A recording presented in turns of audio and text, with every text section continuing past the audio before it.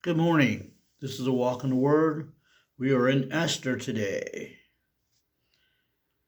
And we're going to start in Esther 4. We're going to read from 10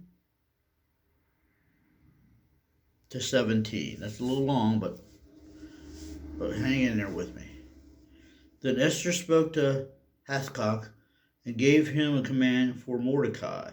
All the king's servants and the people of the king's provinces know that any man or woman who goes into the inner court to the king, who has not been called, he has but one law: put all to death, except the one to whom the king holds out the golden scepter, that he may live. Yet I myself have not been called to go in to the king these 30 days. So they told Mordecai Esther's words. And Mordecai told them to answer Esther. Do not think in your heart that you will escape in the king's palace any more than all the other Jews. For if you remain completely silent at this time, relief and deliverance will arise for the Jews from another place, but you and your father's house will perish. Yet who knows whether you have come to the kingdom for such a time as this? Then Esther told them to reply to Mordecai. Go gather all the Jews who are present in Shusha and fast for me, neither eat nor drink for 3 days, not night or day. My maids and I will fast likewise, and so I will go to the king, which is against the law. If I perish, I perish. So Mordecai went his way and did according to all that Esther commanded him. Here's what's going on. Haman got the king to put out an edict to kill all the Jews because Mordecai wasn't bound down to Haman, and Haman was a little angry about it. I love Esther, and I hope that you will take the time to read it. It's a beautiful story.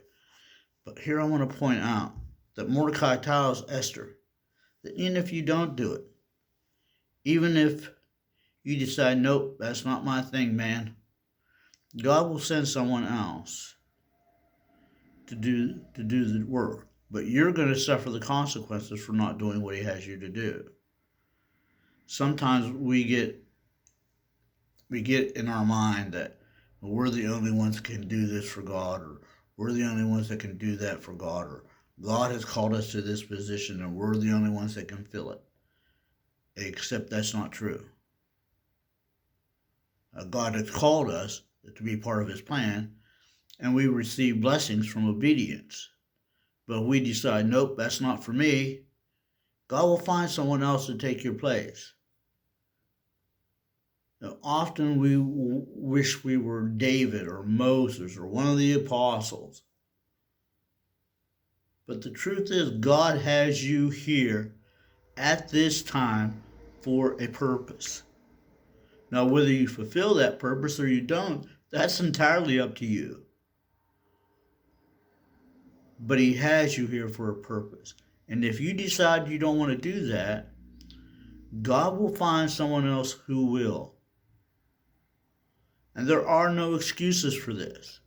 I can't go to God and say, you know what, God, I really was glad I had the time to do stuff for you, but now I'm going blind and I can barely see most days.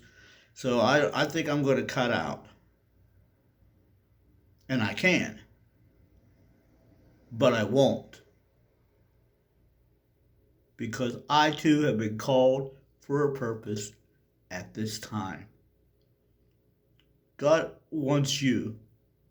You don't have to be Moses or David or Joshua or one of the apostles. He knows exactly who you are, and he wants you to be part of his purpose. But if you choose not to do that, then there's going to be consequences. I love you. I really do. And I hope that you have a blessed day, and I will talk to you again.